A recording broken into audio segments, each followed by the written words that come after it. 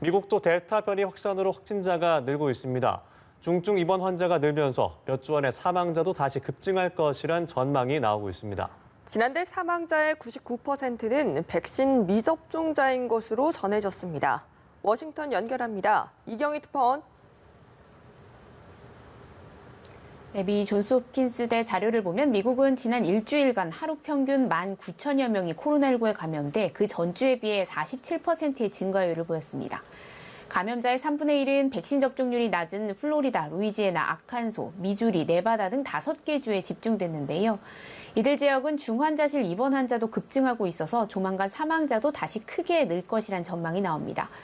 실례로 미주리 스프링필드의 한 병원에서는 중환자실 환자의 91%가 산소호흡기에 의존하고 있는데 이는 작년 감염 절정기 때보다도 2배나 많습니다. 이들 중 상당수는 백신 접종률이 낮은 젊은 층, 20대에서 40대로 전해졌는데요. 백신 접종률이 낮은 지역, 그중에서도 백신 거부 경향이 강한 젊은 층에서 이번 사망자가 급증하고 있는 겁니다. 앤서니 파우치 국립 알레르기 전염병 연구소장은 지난달 미국 내 코로나19 사망자의 99%가 백신을 맞지 않은 사람이었다고 밝혔는데요.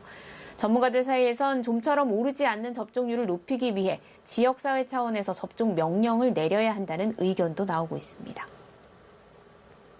네, 이렇게 변이 바이러스가 확산하고 있는 가운데 백신 추가 접종, 이른바 부스터샷이 필요한가를 놓고서 이 백신 제조사와 미국 보건당국이 의견이 엇갈리고 있다고 하는데 오늘 이와 관련해서 협의를 한다고요. 네, 미국 제약사 화이자와 미 보건당국 관계자들이 만나 백신 부스터샷 긴급 승인 문제를 논의하는데요. 현재 화이자 측은 부스터샷이 필요하다는 반면에 미 보건당국은 반대 입장을 밝히고 있어서 과연 추가 접종이 필요한지에 초점이 맞춰질 것으로 보입니다.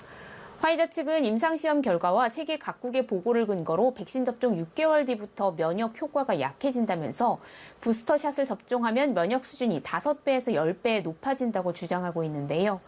미 보건당국 고위 관계자는 CNN에 이번 면담은 참고용이라면서 면담 이후 연방정부 차원에서 방침을 바꾸는 일은 없을 것이라고 말했습니다. We made clear last week that wasn't a recommendation being made at this time, that our scientists will continue to assess, and if they make a conclusion that booster shots are recommended, they will provide that information publicly. 한편 부스터샷에 신중한 미국 정부와 달리 이스라엘은 세계에서 처음으로 화이자 백신의 부스터샷을 승인했다고 밝혔는데요. 면역력이 약한 계층부터 시작해 전체로 확대하는 방안을 추진하고 있습니다. 이에 대해 세계보건기구 사무총장은 브리핑에서 백신이 아직 많은 국가에 충분히 공급되지 못한 상황에서 부스터샷을 고려 중인 일부 국가의 중단을 촉구했는데요.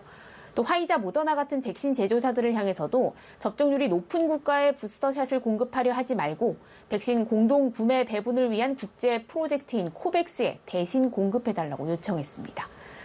지금까지 워싱턴에서 전해드렸습니다.